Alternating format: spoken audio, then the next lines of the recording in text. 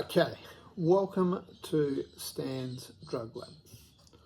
We are going to start off with Miranta, treatment for indigestion. Didn't break that very well, broke that the wrong way. Let's try another one.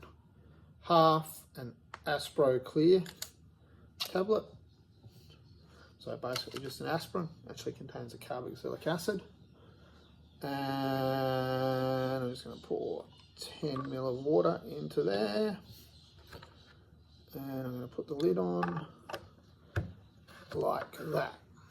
So, what are we talking about here? We are talking about the rate of reaction and factors that will affect the rate of reaction. So the reaction we are looking at is the reaction of this Aspro Clear tablet, these Aspro Clear tablets here, with water. The Aspro Clear tablets contain a mixture of aspirin, which is actually a carboxylic acid, which is a form of an acid. We'll learn more about those in the next organic topic.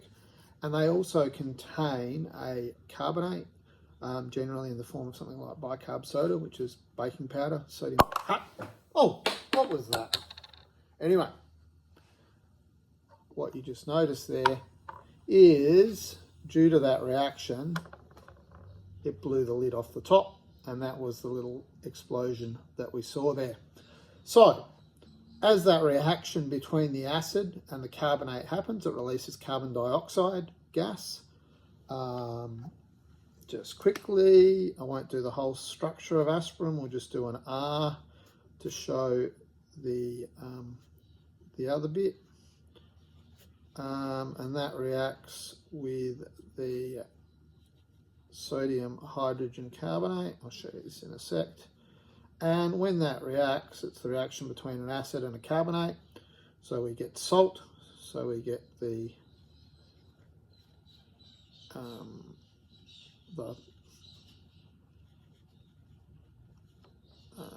plus CO2, which is the gas, plus water. I haven't written that out in a line, which is a bit hard. But basically, that's the reaction that we get. The aspirin reacts with the sodium carbonate.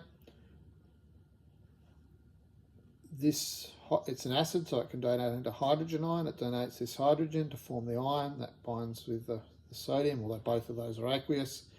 We get CO2 gas release. That is a gas. As the gas builds up in there, it eventually causes the lid to blow up. And we saw how long it took to blow the lid off as we did that. Why do we do this? Again, it's a little bit off what we're doing now, but basically this here can form ion dipole interactions with water. Carboxylic acid can only hydrogen bond. Ion dipole interactions are stronger than hydrogen bonding. Therefore, the ion is generally more soluble. Why do you want the aspirin to be in the ion and soluble? Well, the more soluble it is, the faster your body can absorb it, and the quicker it can make your headache go away.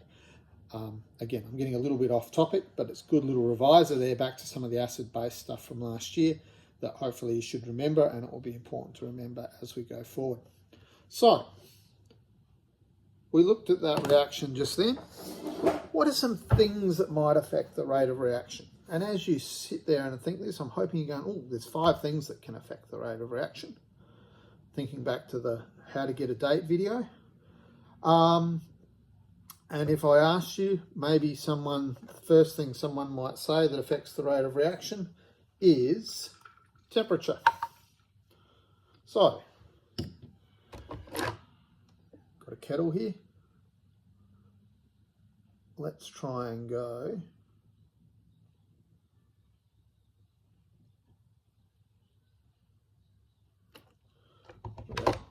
Trying to keep the volume same, to keep it a fair test. I'm going to put 10 ml of hot water in there now, instead of I just had cold tap water in there before. And then I'm just going to put the tablet in the lid, and then it will fall in as I put it in. And we'll see now, how long does it take the lid to blow off. Now, I'm not actually timing, but I think the differences here will be, there it goes, lid goes across the room. It's even smoking a bit there. I don't know if that's coming through on the video. Oh yeah, you can see a little bit coming out the top. So, and it's still, oh, you can't really see that, it's still fizzing away on the table. So obviously, really good demonstration there. Temperature will increase the rate of reaction. Why does that happen? Well, the particles, when they collide, well, firstly, when things are hotter, they're moving faster. If they're moving faster, there are more collisions. So more collisions means more opportunity for reaction. But those collisions also have a greater amount of energy, i.e. they have a greater chance of having enough energy to overcome the activation energy, so we get more productive reactions. So not only do we get more collisions, but we get, sorry, not productive reactions, productive collisions. But because those collisions have more energy exceeding the activation energy, we get more productive collisions and we get a faster rate of reaction. Let me just go and recover the lid from the other side of the room.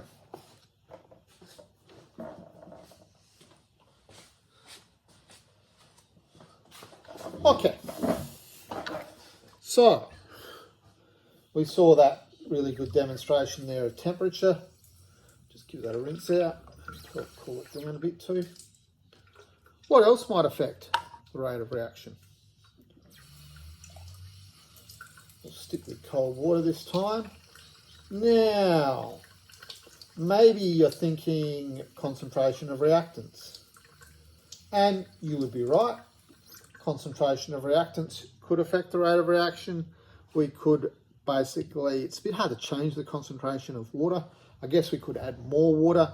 Not easy to change the concentration of the tablets. But if we could increase the concentration, we would expect more particles, therefore more collisions, therefore a faster rate. We're not going to demonstrate concentration in this context. Doesn't quite work that well. So, concentration. Related to concentration is pressure. So you might say pressure, we can increase the pressure. If we were reacting gases, we're making carbon dioxide, but that's just a product here. If we were reacting gases, yep, we could increase the pressure. If we increase the pressure, more collisions, faster reactor. I'm not going to try and, well, can't, we're not, because we're not reacting gases here, can't really demonstrate the effect of pressure. So that's temperature, concentration, pressure. That's 3 out of 5 done. What could be the next thing that we look at? And if you're looking at my little drug lab here, you'll see I have a mortar and pestle. What might I want the mortar and pestle for? Well, I'm going to use the mortar and pestle to crush up the tablet. So by crushing the tablet, we're increasing the surface area. Once it is all into fine particles, there is a lot greater surface area that can react than there was when it was just in the tablet form, and it could only react with what was around the outside. So now I'm going to carefully, a bit tricky doing, going to carefully scoop my white powder. I better be careful about where I distribute these videos of me doing stuff with white powder. I might end up in some trouble. And we're going to put that white powder, just put that into the lid. Make sure I get as much of it as I can. Make sure it's a nice fair test. So we've done that. Yep, I've put 10 ml of water in there. So let's do the same thing again and see what happens. Now, sometimes it sticks in the lid, so I hope this is going to work, because I'm definitely only doing one take of this video. It worked. So we see surface area made that reaction much faster. Don't know whether it was faster by getting it hotter or increasing the surface area, but it doesn't really matter. You see that was much faster than the first time. So that's 4 that we've looked at. Number 5, what's the 5th one that we could look at, would be adding a catalyst.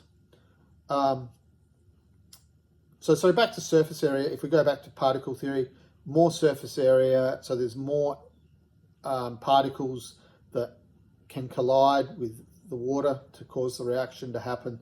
So it's a bit like concentration, but yeah, similar effect.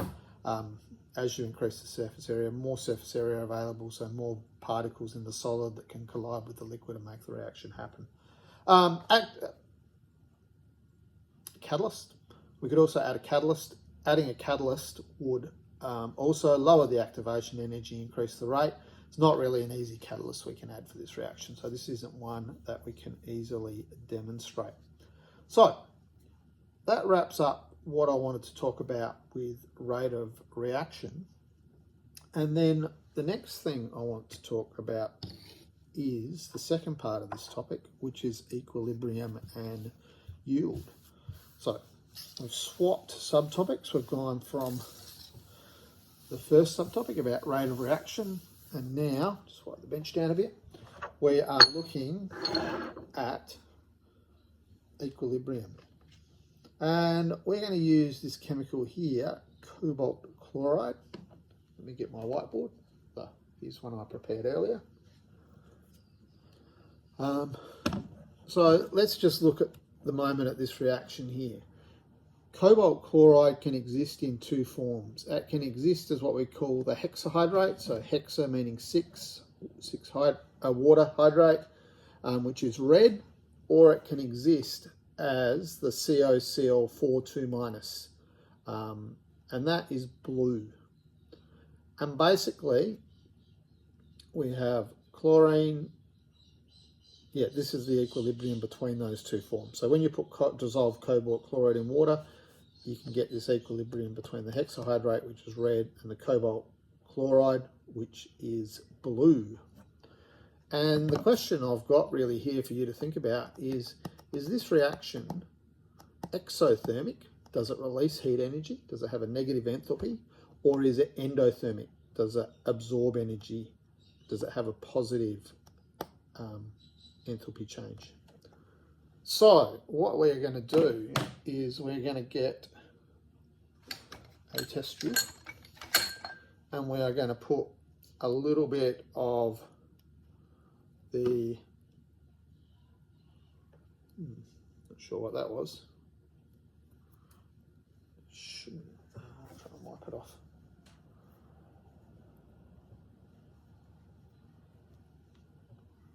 We're going to put a little bit of cobalt chloride into the test tube, and you can see I splashed that around. We've got that nice, do it on a white background, we've got that nice red colour. Now, I could use a Bunsen burner, and I've got one just here, but this is how I did it with the other guys because I wasn't sure if I'd have a Bunsen burner. This is a spirit burner, it's just got some metho in it, just acts as a good little heat source. And what I'm going to do now, I hope I shouldn't put too much in there, is I'm going to heat up our cobalt chloride. So remember, this is the hexahydrate, which was on the left-hand side of the reaction.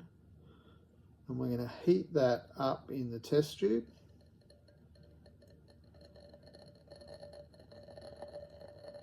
And you can probably already guess what's happening there. And you can see now we have a blue colour, and not quite organised as I should be. I'll just leave that there just to keep it warm. And I'm going to get some cold water.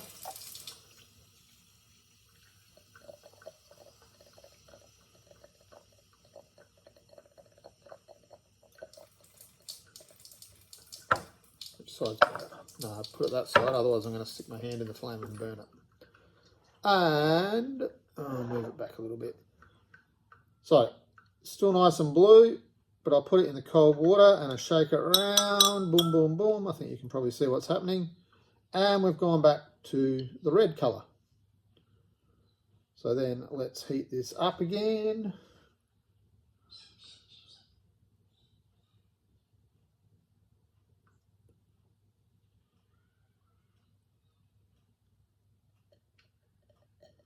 Just starting to boil, flick it around. It's pretty much blue. It's not quite completely there. Yeah, now we go. We're back to the blue colour. Stick it in the water again. Spin it around.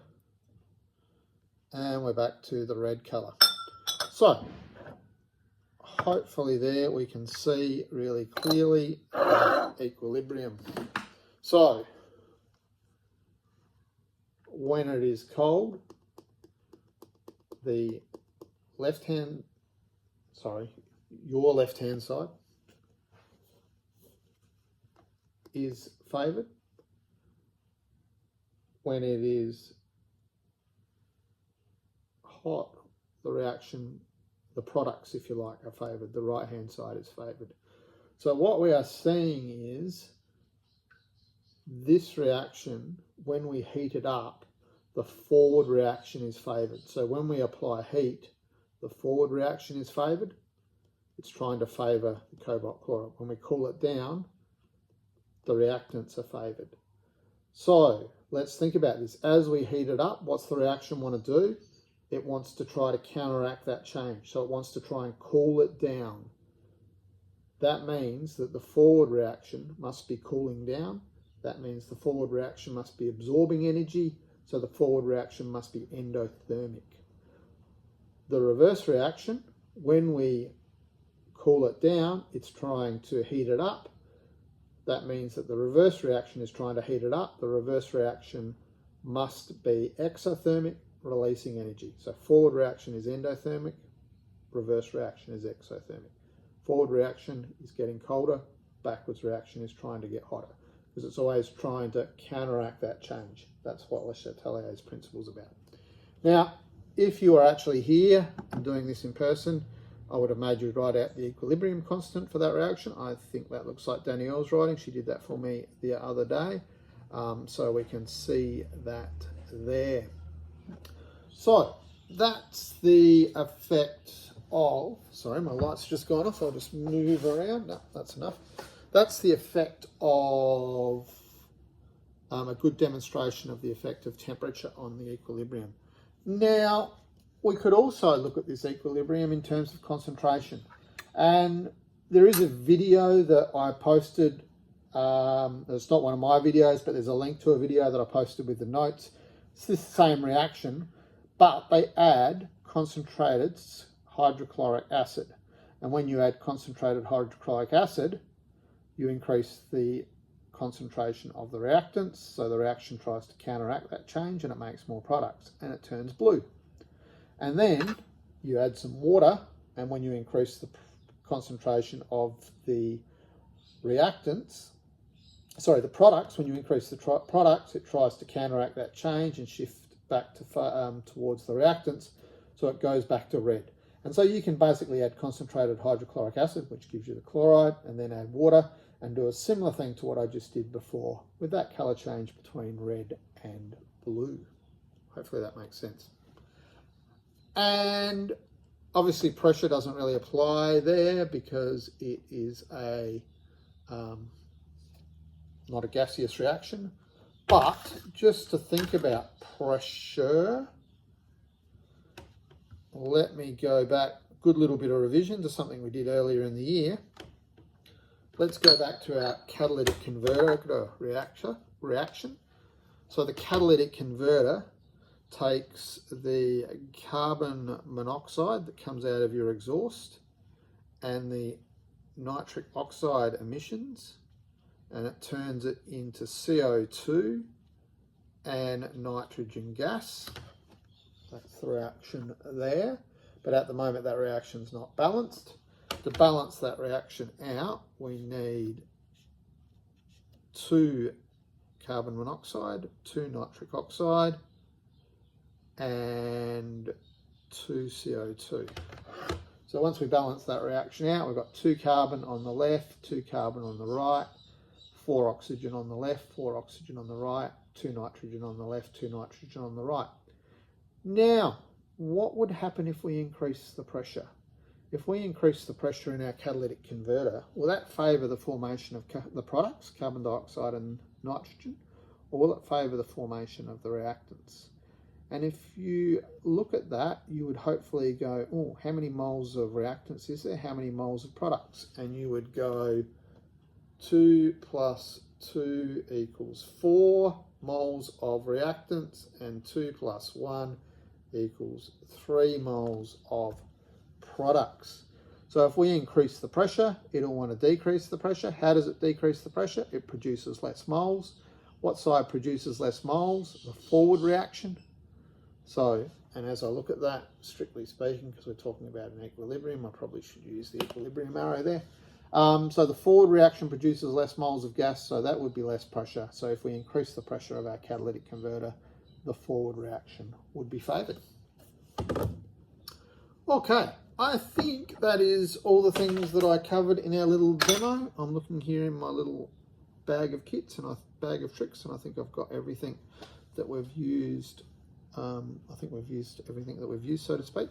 So, yeah, just hoping that that really helps confirm that understanding around equilibrium and rate of reaction. So rate of reaction, the first subtopic, equilibrium and yield, the second topic. So it just gives you that represented. And for those of you who got to have a go, hopefully it was worthwhile. But I don't think anyone who's just watching this video and doesn't get to have a go at those activities will be too disadvantaged. Potentially we could even have a go at those activities later on. If you are still really keen, just let me know. Always happy to do a little bit of practice stuff if people are keen. Okay, thank you very much. Cheers.